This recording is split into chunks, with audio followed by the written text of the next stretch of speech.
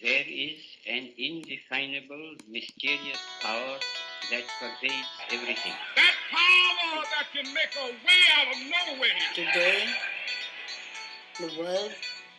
in the world, there's so much suffering because of that one of prayer. To the main event. So yeah, let's take a moment to pause. A moment to pause, whether we're driving or we're moving and shaking already, we've got our day going. Just take a few moments to pause, connect to your breath, connect to a comfortable seat. Just let yourself relax, let yourself soften. There's nothing that you have to do right now. It's actually the exact opposite doing. It's just total, complete being. Just being aware of the sounds that you hear around you right now. Maybe the sun is touching your skin or the light is shining through the windows. Just becoming aware of what's happening right now in this moment. Just allowing that to help you into this moment. This morning, I pray to you, my Lord, that our mind can be such an obstacle in just experiencing life. Life can be an adventure. It can be such an incredible opportunity for growth and transformation and expression of love in every single moment. And the obstacle that we all face is the great friend or enemy of the mind. And I know today I'm recognizing my mind is, has so many comments about things. It's not okay with just being in the present moment. So it seems almost like this little wrestling match going on.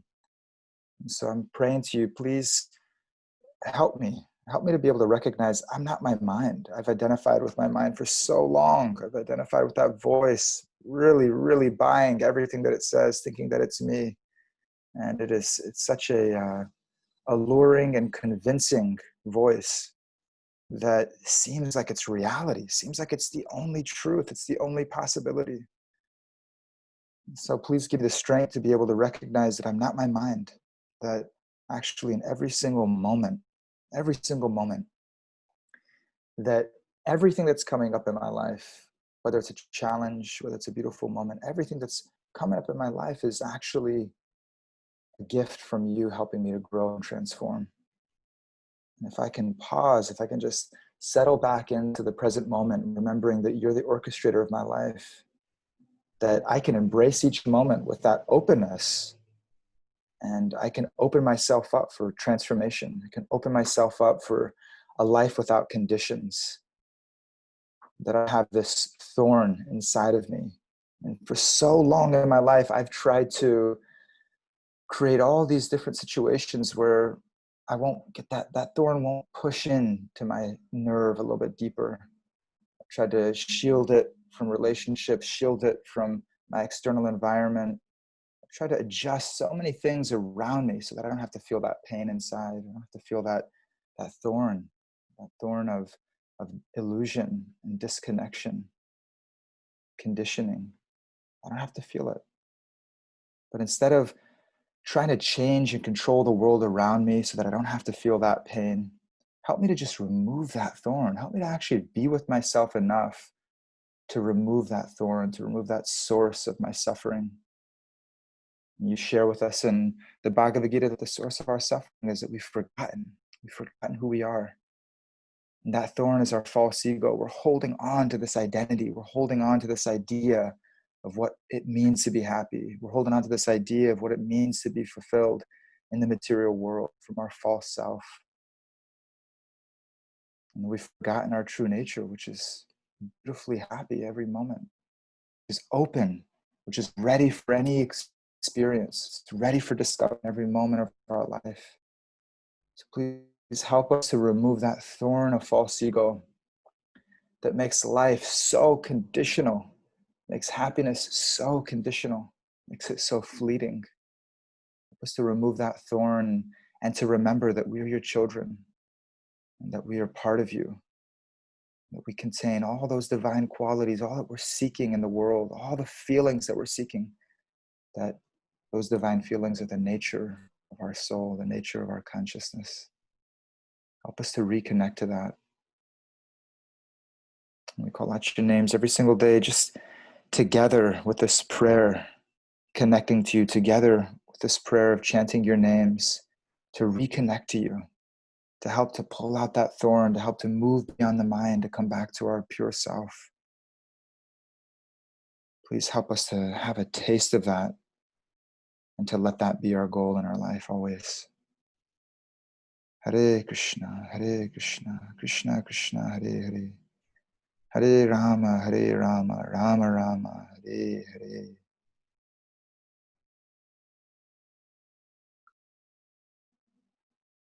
Thank you, Vira. Thank you, DG. Just trying to pull out that thorn, you know what I'm talking about? My life is a thorn. Oh, no. Everyone's like, oh my God, Doyle, let me call you later today. No, I think Srila Prabhupada would often say you have to pull out a thorn with a thorn. So whatever you got in this world, you got to use it. Raghunath would say it's not what you got, it's what you do with what you got. So use whatever I got to take that thorn out. Tell me more. I'm late and I'm tardy today, so I thought I was just going to mute myself the whole time and just listen. Doyle, don't shame yourself. We love you. Yeah. Well, tell me what made you think of what thorn was coming up in your mind? What was making you think of thorns?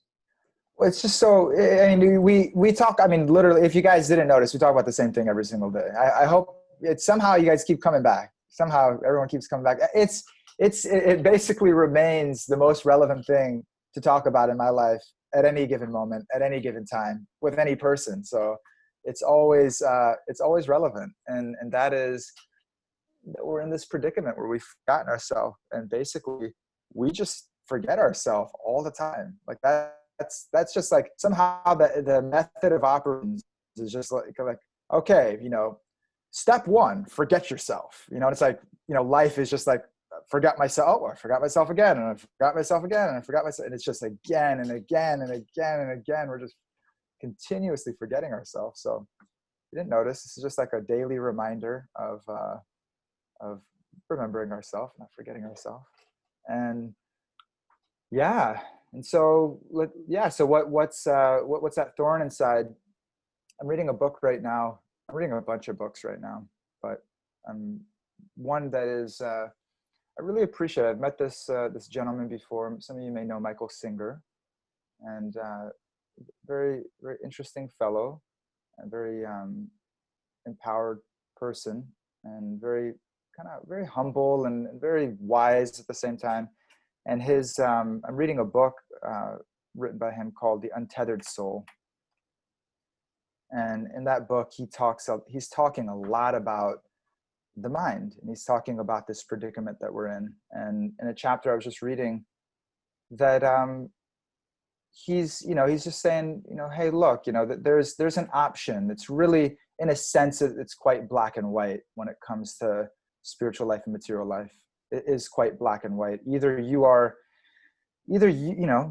trying to conform the world around you to support your ideas and your vision and your sense of how the world should be, or you're surrendering to what is, you know, and that is a baseline of life. And so if we're trying to conform the world to our ideas and our vision, then it's like we've got a thorn inside. It's like, I know, like my false ego, I know what's right and what's wrong. I know that. And I'm the center of it, and it should be exactly how I say it should be.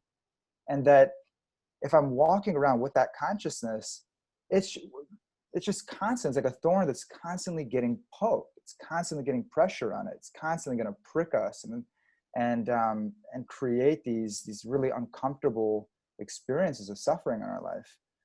And he's encouraging, and it's what Krishna's encouraging in the Bhagavad Gita, the end of the Bhagavad Gita, that life is unfolding perfectly, that it's a perfect plan that's unfolding, and that it's our duty and our responsibility, it's our work, it's our inner work more than anything, to surrender to it, you know, and that when we're able to surrender to it, then from that platform, then we're going to come back into some state of clarity. We're going to come back into some state of connection with our true self, with God, with our higher power, and then an ability to respond from that place. Whereas if I'm walking around just like, what I'm feeling is wrong, what I'm thinking is wrong, and I'm getting caught in those waves of that, or what's happening outside is wrong. And if I'm in that consciousness from that place, I'm just going to keep on creating more and more confusion, more and more illusion, more and more disconnection. And so just recognizing that this morning, like that there's like this, and it's not all the time in my life, but I'm in this inward journey of just like, what is that part of myself that just has a problem with things? Like, what is that part of myself that just has that has a problem with something, you know?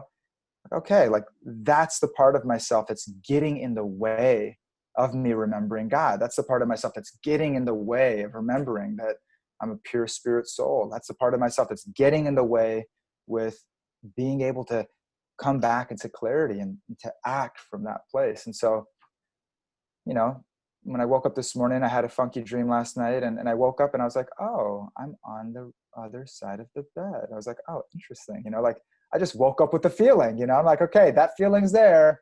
All right. Like, what do we do with that? You know, it was, it was a really, you know, like I couldn't find Diana in New York City / Goa. It was like a mix of both, you know, and I couldn't find her. And I was like, and I woke up with that feeling of like, oh my God, I can't find my wife and son. And then, okay, so there's this feeling, there's this fear, whatever it is, right? That somehow or other is a feeling that I'm waking up with. And I'm going through my prayers, I'm going through the emotion, but that feeling is there. And I'm praying to God every single day. I'm saying, I know there's crap inside of there that's blocking, that can block this my soul is constantly, like Queen Kunti prays in Bhagavatam, that like a river flowing to the sea. Like my consciousness, may my consciousness be like a river that's flowing to the sea. Like no matter what's happening in my life, let me constantly be coming back to your lotus feet. Let me constantly be coming back to you in my consciousness. And so I'm praying, okay, help me to remove those dams. I got dams on the river, you know, sometimes it's like barely like drip trickle, you know, it's like, you know, sterile water that's like fungied out. And, you know, it's like, okay, how to remove those dams so that my consciousness is actually flowing back to God, back to Krishna. And so I'm noticing that anytime I pray, and this is something I don't know if any of you guys can relate to this. Just a funny story. When I was 19, I was super attached to this girl, and you know, but I could kind of see like I was way more into her than she was into me. It was kind of like not the best situation to be in. Kind of sucks if any of you guys have ever been there. And and so, you know, I was praying to God. You know, I'm in Vrindavan. I'm like in the holiest of all holiest place. I'm like this 19-year-old kid that's like totally infatuated with this girl. I'm in India, and I'm like, okay, this attachment is really intense. You know, like, can we just dial that attachment down just a little bit?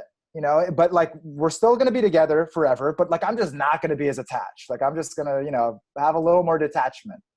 And, you know, and so 2 months later, I get dumped hardcore, you know, cold cut, you know. And I was like, oh my God, I was praying for detachment. I was sitting here praying for detachment, earnestly praying for detachment.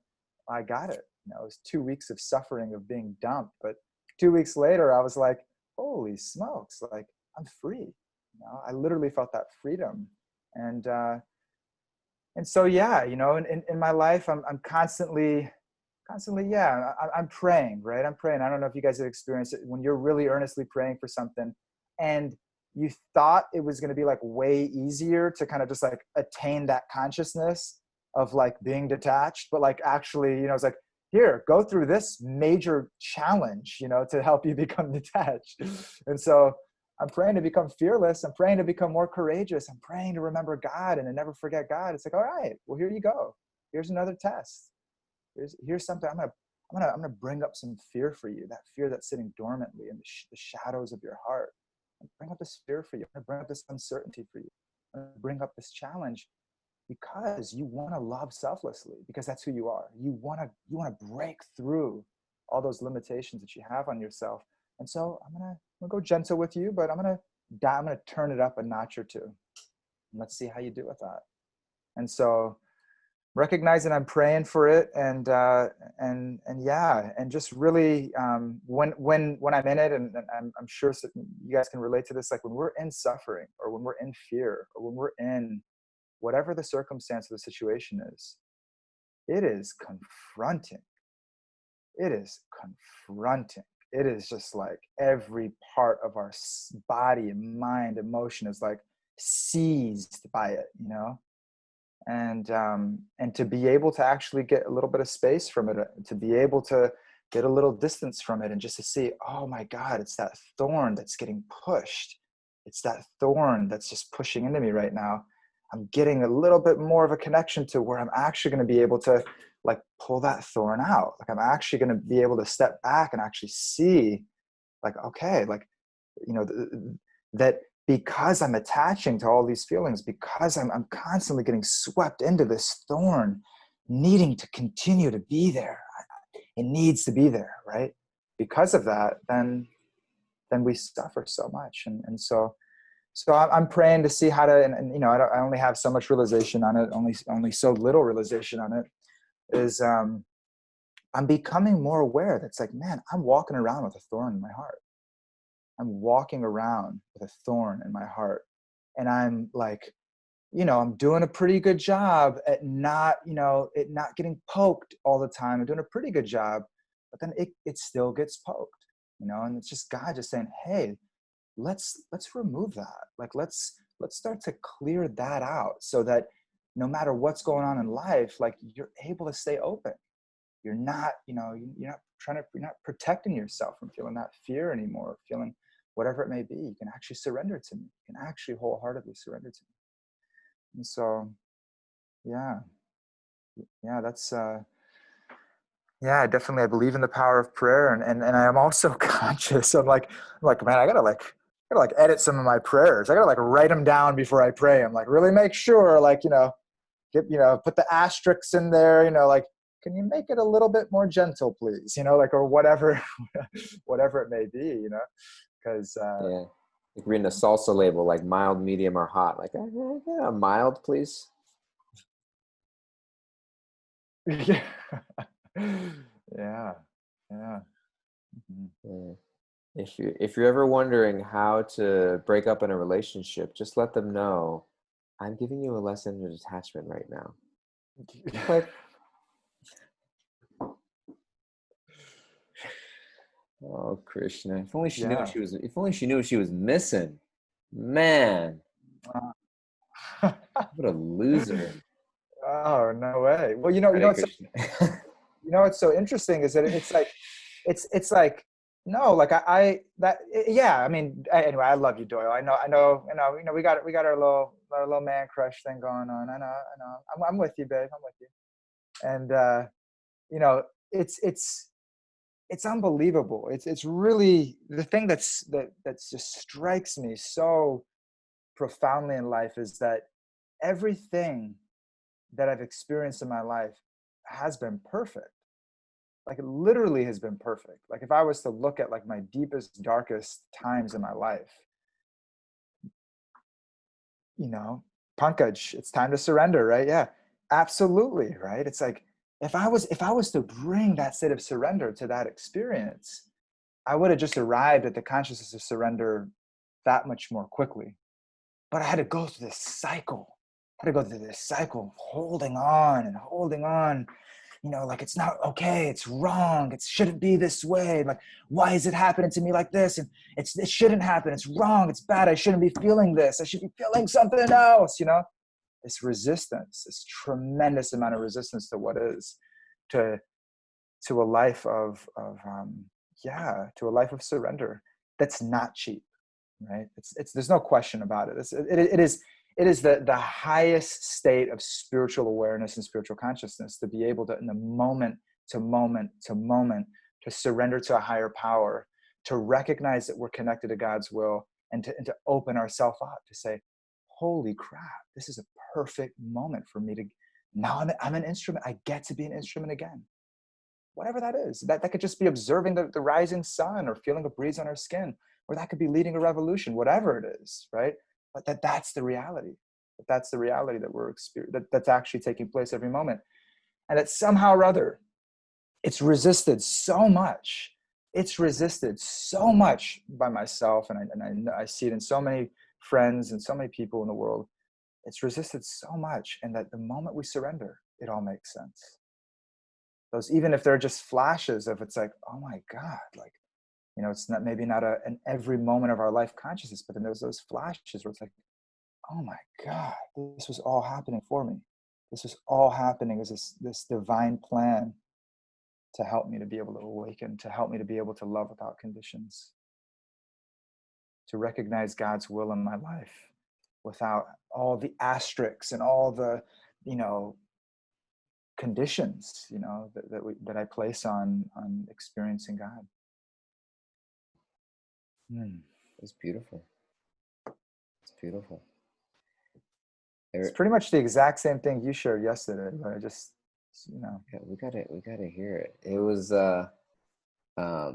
reminding me a couple of years, 2018, I think it was, my wife and I visited California, and we before we had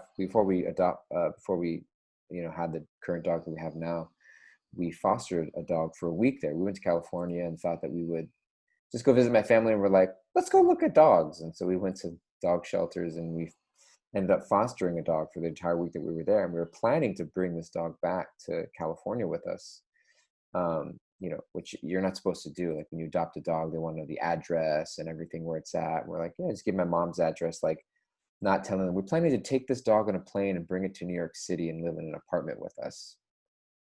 That's what our plan was. And we ended up not doing it for the simple fact that he was a great dog and he loved us. Like it was like he developed an attachment for us, but he would get really wily around other people and he would bark, and we just realized like this dog is not going to make it on the plane. Not going to last. He's going to get too crazy. He's going to get too wild. He's going to like bark. He's going to cause trouble, you know. And we know because we tested it. Like we tested, like we took him to like an outdoor restaurant in LA once, and he was just like, we tried to put him in like this travel case. He wouldn't get in. He was making noise. When people would right by, he was like barking, all kinds of stuff. And it was just kind of like, you know, you're trying to take him somewhere and he's just resisting and he's going all crazy. And he's just, you know what I mean? It's just like, it's fine. Like if you can just trust us, calm down, and just sit right here and just come with us. Like we will take you across the country to a new and beautiful home. We will love you and it will be nice and sweet. Everything's going to be good. And there's like, just like somebody's like, he's moving and he's shaking, you know what I mean? And so it's like, and we're just kind of thinking like, just like surrender, like just calm down, like stop resisting so much, you know? But he just couldn't. We ended up having to give him back. We bawled our eyes out. It was a sad day. And then on the way home, we were like crying as we returned him. And then on the way home, we were like laughing at ourselves, like, oh my God, like philosophically, like talking to ourselves, like, oh my God, we need to listen to our own teachings of detachment, et cetera, et cetera. But I was just thinking of that because it reminded me of how, you know, like with a child or with a dog or something, you're trying to take them somewhere and they're just squirming. And it's just like, would you just sit still for a second? If you just sit still, like this whole thing will go so much smoother. Trust me, like the whole thing will go so much smoother. You know, and I was thinking of that when you mentioned surrender, this idea of like, I'm just squirming constantly. Like Krishna's trying to take me somewhere. He's trying to take me out of the current reality that, like, this dog was living in a foster home. He didn't have a home. Like he was living in a shelter somewhere. It's like, I'm trying to bring you to a home.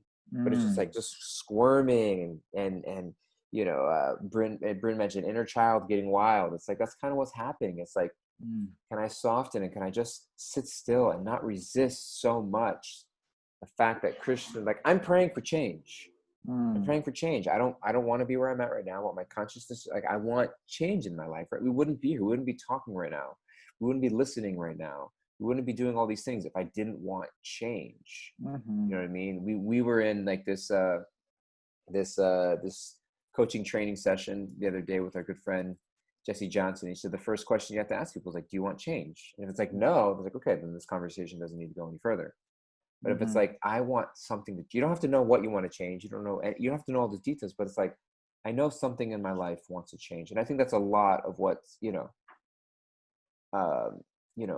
happening in the world today, not just recently, but like over the course of the last few years. I think the world is waking up of like, we want change, you know what I mean? And we're seeing that change comes internally. So that means that change means I have to take from where I am now to somewhere new. And as Krishna's trying to take us there, we're just like, we're squirming and we're resistant and we're barking at people and we're just kind of, making a fuss. And it's just like, could you just resist a little? Could you just calm down just a little bit? And I think that that's what, I'm hearing from you, what I'm thinking of in terms of this idea of surrender. It's like, it's this dichotomy of, everybody wants to go to heaven, but nobody wants to die, and I think that I want it to change, but the way that I think I need to change, it's like, no, it's not going to change the way you think it needs to change. If it changed the way you think it needs to change, you will likely end up right where you are now, but just in a different way. So don't think it needs to change in the way that you think it needs to change, because you made the decision in the first place, and that's where you're at right now. So it's kind of like we're driving, and I got us lost. Don't ask me where to go next. Like, I'm the one that got us lost. You know what I mean? I've forfeited my right to choose the next direction. Don't ask me left or right. You know what I mean? And so I think that that's kind of like, okay, like I have to surrender the idea that I know that change needs to take place in my life. I don't exactly know. You know what I mean? Like, you were praying for this girl to, like, you were still infatuated with this girl and you wanted to marry and spend the rest of your life together. But it was like, I just want to be a little less attached. And Chris is like, no, it doesn't work like that. Can't have your cake and eat it too. Like, this got cut. This isn't your destiny. This is not the person you're meant to be with. And look who you are now. You have a beautiful family. Like, you have the perfect person and you have a beautiful son. And Chris was like, dude, like, this is not where you want to go. Like, don't bargain with me here.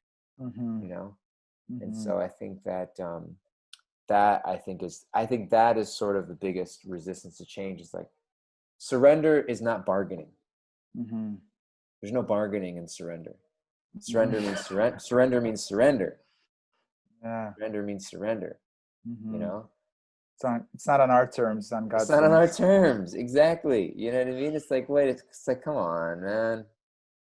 And that's the thing that's amazing, right? You use the word trust, and I see that at the basis of it. That's it's also, trust isn't cheap either. Trust is something that's such an incredible gift that's built over time and built with consistency, and it can be built. Of course, we can start building it right now, continue building it. And why is it so scary to remove the thorn, to surrender? Why is it so scary?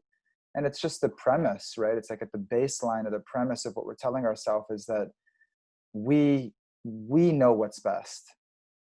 That's at the baseline of it. It's that I know what's best. I know how the world should be. I know that whatever it is, right? And so because of that, right? Okay, the world, is not happening for me. The world's happening against me. I know how the world should be, and so then that's the seed of it right there. Then from there, it's like all fear. Because it's impossible to control it. It's completely impossible to control it. It's always going to change. The fabric of the material world is constant change. There's no way we can control.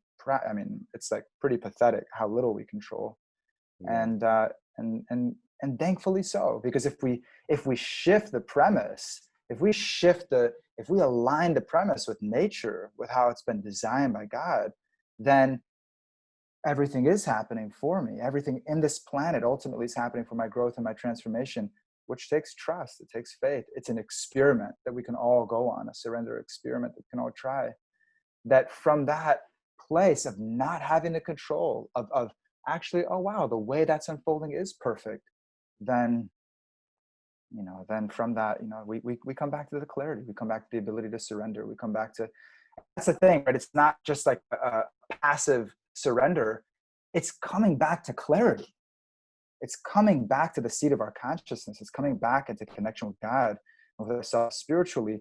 And then from there, there's a natural unfolding. There's a natural continuation of our actions, of our thoughts, of our deeds. And so switching that out, right? Life's happening for me. Raghunath talks about that all the time. We talk about that every time we go on pilgrimage, and we're on one big pilgrimage, the pilgrimage of life. And the premise that life is always happening for us, it allows for us to be able to experiment with surrender, you know, and build that trust. So, well, love you guys. Thank you so much, Vira. You brought up, just wanted a couple of announcements I was going to make at the end here. You brought up, first of all, I'll be sharing this week on not this Saturday, but next Saturday, June 27th. The Bhakti Center is having a one-day online virtual retreat with Raghunath Swami, as well as our good friends, Yogi Charu, Jagirudhari, and Janavi. It's going to be a day of yoga asana, meditation, wisdom talks, questions and answers, community, connection. We'd love to have you guys there. It'll be all day next Saturday. I put the link in the chat board if people want to check it out.